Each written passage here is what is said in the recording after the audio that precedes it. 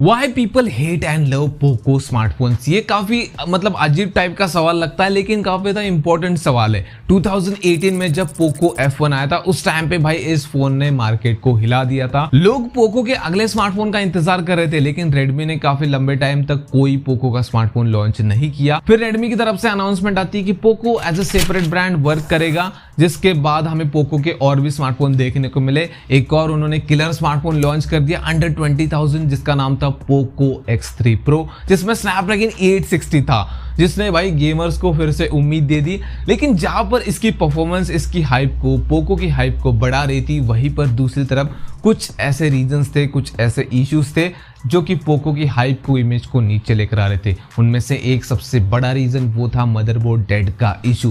Poco X3 Pro में performance अच्छी थी, लेकिन जो मदरबोर्ड डेड का इशू आया, उसके बाद लोग इस फोन को खरीदने से पीछे हटने लगे, खरीदने से पहले 100 बार सोचने लगे, जिसकी वजह से पोको की इमेज के ऊपर थोड़ा सा दाग लग गया, जिसकी वजह से कुछ लोगों के पैसे डूब गए और फिर कुछ लोग पोको के स्मार्टफोन को हेट करने लगे। अब ऐसे और भी रीजन है जिसकी वजह से लोग पोको के स्मार्टफोन को हेट करते हैं, लेकिन एट द सेम टाइम कुछ रीजन ऐसे हैं जिसकी वजह से पोको के स्मार्टफोन को आज बहुत पसंद किया जाता है और लोग पोको के स्मार्टफोन का वेट करते हैं। जब गेमिंग की बात आती है तो अंडर 30,000 पोको को आईक्यू के अलावा शायद ही कोई बीट कर पाता है। तो उन्हीं कुछ रीजंस के बारे में इस वीडियो में बात करेंगे। सबसे पहले स्टार्ट करते हैं कि क्यों लोग पोको के स्मार्टफोन को पसंद करते हैं, जिसमें सबसे बड़ा रीजन है उसकी परफॉर्मेंस। 20,000 से लेकर 30,000 की प्राइस सेगमेंट में Snapdragon 8S Gen 3, Dimensity 8300 Ultra, 8400 Ultra, Snapdragon 870 जैसे प्रोसेसर के साथ अपने स्मार्टफोन को लॉन्च करना और गेमर्स को उम्मीद देना कि भाई तुम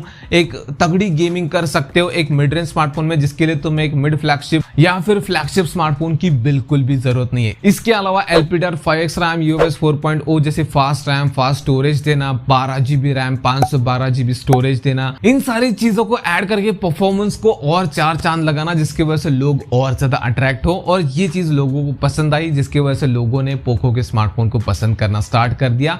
सेकेंड रीजन, अब सिर्फ परफॉर्मेंस नहीं, इन्होंने और भी चीजों के ऊपर टारगेट किया, जैसे कम प्राइस में अच्छे स्पेसिफिकेशन देना, लाइक 1.5 के एमोलेड डिस्प्ले देना। जब गेमिंग फोन की बात होती है तो वो बाकी स्पेक में लैग करता है, स्पेशली डिस्प्ले में लैग करता है, लेकिन यहाँ पर उन्होंने 1.5 के एमोलेड डिस्प्ले दिया, 120 हर्ट्ज का रिफ्रेश रेट दिया। इवन 15,000 रुपए में जब पुराने टाइम में 60 हर्ट्ज रिफ्रेश रेट वाले फोन आते थे, तब ये 120 हर्ट्ज रिफ्रेश रेट वाला फोन लेकर आए। और आज के टाइम पे लोगों को ज्यादा बैकअप चाहिए तो 5,000, 5,500, इवन 6,500 mAh की बैटरी लेकर आए। और फास्ट चार्जिंग को भी लोग पसंद करते हैं, 67, 80, 90 वोट की फास्ट चार्जिंग, मतलब तुम्हारी बैकअप की भी दिक्कत दूर और तुम्हारे फास्ट चार्जिंग की भी दिक्कत दूर, जिसकी वजह से लोगों ने इनके स्मार्टफोन को पसंद किया। तीसरा रीजन, कस्टमाइजेशन का फ्रीडम। देखो जो पोको के स्मार्टफोन है उनमें तुम्हें अनलॉकेबल बूट लोडर मिलता है, जिसकी वजह से तुम कस्टम रोम को इंस्टॉल कर सकते हो। अब काफी सारे ऐसे यूजर हैं जिनको UI स्किन पसंद नहीं आती स्मार्टफोन ब्रांड्स की, तो वो अपना कस्टम रोम इंस्टॉल करना पसंद करते हैं। तो ये फ्रीडम तुम्हें यहाँ पे मिलता है, जिसकी वजह से भी कुछ लोग पसंद करते हैं पोको के स्मार्टफोन को। और लास्ट रीजन, कुछ ऐसे स्पेसिफिकेशन जो कि आजकल गायब होते जा रहे हैं या फिर रेयरली मिलता है, जैसे कि हेडफोन जैक हो, IR ब्लास्टर हो, ये सारी चीजें भी इन स्मार्टफोन में मिलती है, जिसकी वजह से तुम्हें एक्स्ट्रा खर्चा नहीं करना पड़ता, जैसे वायरलेस ईयरफोन्स वगैरह लेना या फिर बड्स वगैरह लेना। तो ये भी भाई एक गरीब मेरे जैसे गेमर्स को भी पसंद आती है चीजें, जिसकी वजह से वो पोको के स्मार्टफोन को पसंद करता है। अब ये तो रीजन हो गए कि लोग क्यों पसंद करते हैं पोको के स्मार्टफोन को, लेकिन अब उन रीजंस की बात करते हैं कि जिसकी वजह से कुछ लोग पोको के स्मार्टफोन को पसंद नहीं करते, जिनमें से सबसे पहला रीजन मदरबोर्ड डेड का इशू।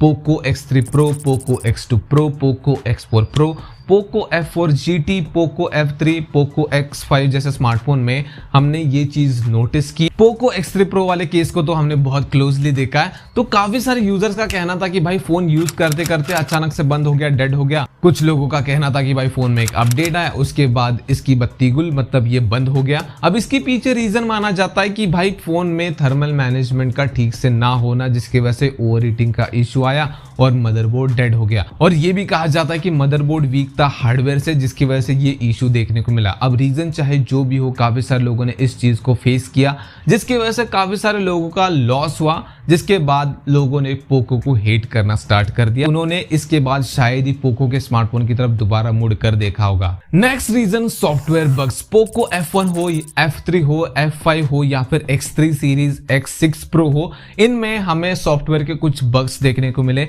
लाइक ब्लोटवेयर्स और एड्स तो बहुत सारे ब्रांड हमें देते हैं अब UI में। लेकिन इसके अलावा पोको X6 Pro जैसे स्मार्टफोन में हमने बैटरी ड्रेन का इशू देखा और अपडेट के बाद परफॉर्मेंस ड्रॉप का भी इशू देखा। इवन M4 और X3 Pro में तो कुछ एक्सट्रीम ही चला गया कि अपडेट के बाद उनका फोन ऐसा लगा कि इसको अपडेट नहीं किया, मैंने रीसेट कर दिया, क्योंकि सारा डेटा ही चला गया, डेटा वाइप हो गया। नेक्स्ट रीजन ओवर हीटिंग का रीजन। पोको F3 हो या फिर F4 GT हो, Poco X3 Pro, Poco X6 Pro जैसे स्मार्टफोन में हमने थोड़ा सा ओवर हीटिंग का इशू देखा। एग्जांपल लेते, पोको F4 GT में स्नैपड्रैगन 8 Gen 1 था और X3 Pro में स्नैपड्रैगन 860 था। अब ये दोनों प्रोसेसर थोड़ा सा हीट होते हैं और इनमें अगर थर्मल मैनेजमेंट ठीक से ना किया गया हो, जिन भी फोन में ये प्रोसेसर आते हैं, तो वहां पर गेमिंग के टाइम पे, हेवी यूज के टाइम पे ये फोन ओवर हीट कर जाते हैं और थ्रोटल करते हैं, जिसकी वजह से परफॉर्मेंस तो ड्रॉप होती है और ओवर हीटिंग की वजह से बैटरी भी डैमेज होती है, जिसकी वजह से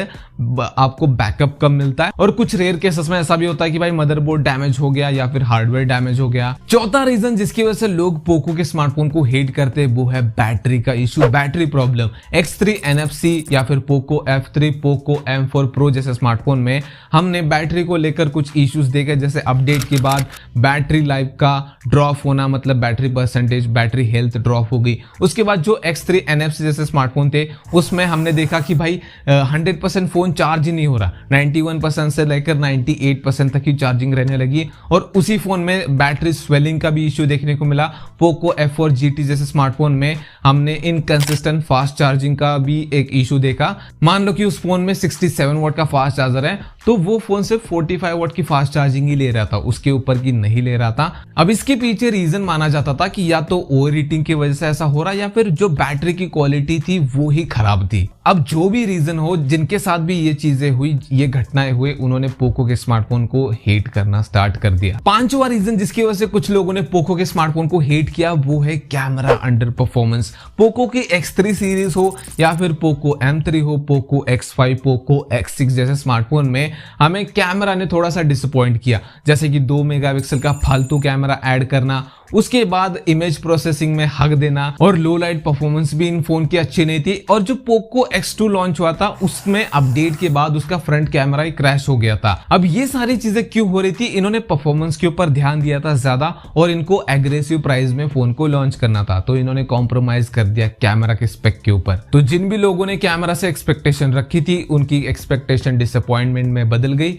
और उन्होंने फिर हेट करना स्टार्ट कर दिया। Sixth reason build quality and durability. Plastic build का यूज करना जो कि कम अट्रैक्टिव लगता था और कम प्रीमियम लगता था। और पोको F3 जैसे स्मार्टफोन का ईयरपीस सेंसर भी काम नहीं करता था। ये छोटी मोटी चीज है लेकिन ये एक यूजर के यूजिंग एक्सपीरियंस को इंटरफेयर करती है, उसके एक्सपीरियंस को खराब करती है। ये सारे रीजन बनते हैं जो कि एक यूजर के एक्सपीरियंस को खराब करके उस ब्रांड के प्रति उसका एक ओपिनियन बनाते हैं कि वो उस ब्रांड को पसंद करेगा या फिर हेट करेगा। अब ये सारी चीजें उन्होंने कॉस्ट कटिंग के लिए की थी ऑब्वियसली, क्योंकि एग्रेसिव प्राइस पे फोन लॉन्च करना था।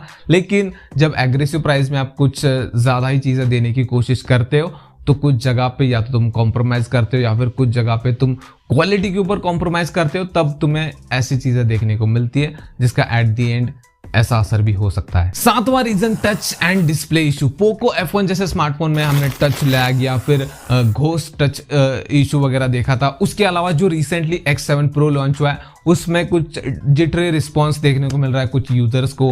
पोको F3 यूजर्स ने ग्रीन टिंट डिस्प्ले का इशू नोटिस किया था और जो पोको X3 Pro यूजर्स थे उन्होंने सडन ब्लैकआउट इशू भी नोटिस किया था, जिसमें डिस्प्ले अचानक से ब्लैक हो जाती थी, कुछ समझ भी नहीं आता था कि ये मर चुका है या जिंदा है, मतलब क्या हो गया इसको। आठवां रीजन कनेक्टिविटी और नेटवर्क का भी इशू था। कुछ स्मार्टफोन में भाई कॉल अचानक से कट हो जाती थी, इंटरनेट कनेक्शन नहीं होता था, उसके अलावा वाईफाई के कनेक्शन में दिक्कत थी। ये सारी चीजें भी कुछ लोगों ने फेस की, जिसकी वजह से वो ये चीजें ना रोज तुम फेस करते हो तो तुम थोड़ा सा फ्रस्ट्रेट हो जाते हो, इरिटेट हो जाते हो, जिसकी वजह से तुम्हारा ओपिनियन बनता है इस स्मार्टफोन को लेकर, इस ब्रांड को लेकर कि ये खराब है। तो ये कुछ 8 रीजन है जो कि लोगों के एक्सपीरियंस के बाद निकल कर आए। लेकिन एक और रीजन है जिसके बारे में शायद ही कोई बात करता हो, लेकिन मुझे ये लगा कि ये भी एक रीजन हो सकता है। वो ये है कि पोको के स्मार्टफोन की हाइप बनती है उनके परफॉर्मेंस की वजह से, और लोग ना इसको मिसअंडरस्टूड कर लेते हैं। मतलब कुछ लोग ना इस फोन की हाइप चल रही तो फोन बहुत बढ़िया है ये समझकर फोन खरीदते, जबकि उनका परफॉर्मेंस से कुछ लेना देना होता नहीं, वो गेमिंग करते नहीं और वो फोन खरीद लेते हैं, और उनका ज्यादा वर्क कैमरा से या फिर कुछ और चीजों से रहता है, परफॉर्मेंस से रहता नहीं, वो गेमिंग करते नहीं। तो वो जिस चीज के लिए वो स्मार्टफोन खरीदते वहां पर वो फोन उनको डिसअपॉइंट कर देता है, क्योंकि ये गेमिंग तो कर नहीं रहे, कैमरा उनका एवरेज है पोको के स्मार्टफोन का, क्योंकि उस प्राइस में तुम्हें अच्छे कैमरा वाले फोन मिल जाएंगे जहां पर परफॉर्मेंस थोड़ी वीक मिलेगी। लेकिन इन्होंने खरीद लिया वो स्मार्टफोन जहां पर परफॉर्मेंस अच्छी है, कैमरा वीक है, जिसकी वजह से इनका एक्सपीरियंस खराब रहता है और वो इंटरनेट पे नेगेटिव रिव्यू करते हैं कि ये फोन अच्छा नहीं है, डोंट बाय। और ऐसा नहीं कि ये रीजन मैं हवा में बता रहा हूं, मैंने ये एक्सपीरियंस किया, काफी सारे लोगों ने ऐसा किया है मेरे सामने, मतलब बहुत सारे एग्जाम्पल है यहाँ पर मेरे आसपास जिसके बेसिस पे मैं बता रहा हूँ। और मैं सिर्फ पोको की बात नहीं कर रहा हूँ, और भी ब्रांड के साथ, मतलब और भी ब्रांड के स्मार्टफोन लोगों ने खरीदे, एक्सपेक्टेशन कुछ और थी, फोन कुछ और निकला, पता नहीं किससे सुनकर खरीदा था, और गाली दे रहे स्मार्टफोन को और उस ब्रांड को, जबकि गलती इनकी थी क्योंकि इन्होंने ठीक से रिसर्च नहीं किया। अब ये वीडियो तुम यहाँ तक देख रहे हो, इसका मतलब तुम इसके बारे में जानना चाहते थे और ये टॉपिक तुम्हें इंटरेस्टिंग लगा था। लेकिन तुमने एक चीज नोटिस की होगी कि जिसकी वजह से तुम्हारे मन में सवाल आया होगा कि भाई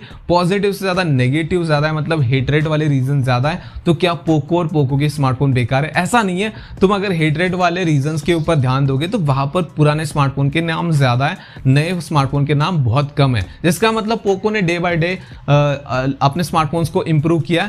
पहले 2-3 साल पहले बहुत सारे केसेस आते थे कि भाई इसमें मदरबोर्ड डेड इशू आया, इसमें आया, लेकिन आजकल बहुत ही रेयरली देखने को मिलता है। तो Poco day by day improve कर रहा है और उनको करना चाहिए, क्योंकि वो एक रिप्यूटेड ब्रांड है और जिसका मार्केट में नाम है। कुछ अच्छा होता है तब भी नाम होता है और कुछ बुरा होता है तब भी नाम होता है, मतलब नाम खराब होता है, चर्चा होती है। तो इसके ऊपर मैं यही कहना चाहूंगा कि देखो, अगर तुम सही डिसीजन लेके अपने हिसाब से सही फोन लेते हो तो तुम्हें शायद ही किसी ब्रांड को, किसी स्मार्टफोन को हेट करने की जरूरत पड़े। पोको के स्मार्टफोन को लेकर मैं यही कहूंगा कि अगर तुम गेमर हो, परफॉर्मेंस सेंट्रिक फोन देख रहे हो, तो डेफिनेटली तुम 30,000 के बजट तक इनके फोन को कंसिडर कर सकते हो। लेकिन अगर तुम एक गेमर नहीं हो, एक नॉर्मल यूजर या फिर कैमरा लवर हो, तो मेरे हिसाब से फिर चाहे 10,000 बजट हो या फिर 50,000, तुम्हें दूसरे ब्रांड के दूसरे फोन्स को चेकआउट करना चाहिए। तो बस यही था वीडियो, बहुत लंबा हो चुका है वीडियो। अगर वीडियो पसंद है तो वीडियो को लाइक कर देना, चैनल को सब्सक्राइब कर देना। मिलते हैं नेक्स्ट वाले वीडियो में।